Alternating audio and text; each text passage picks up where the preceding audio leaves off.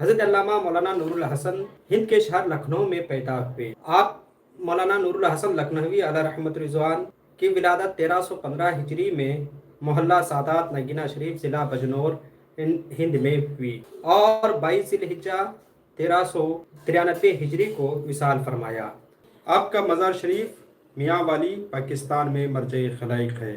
آپ عالم بعمل، شیخ طریقت، صوفی باصفات تھے۔ آپ کا تعلق مخدوم شاہ مینا علیہ رحمت رضوان کے شہر لکھنؤ سے تھا۔ آپ نے حضرت علامہ نور الحسن لکھنوی علیہ رحمت رضوان علماء فرنگی محلی سے تعلیم حاصل کی۔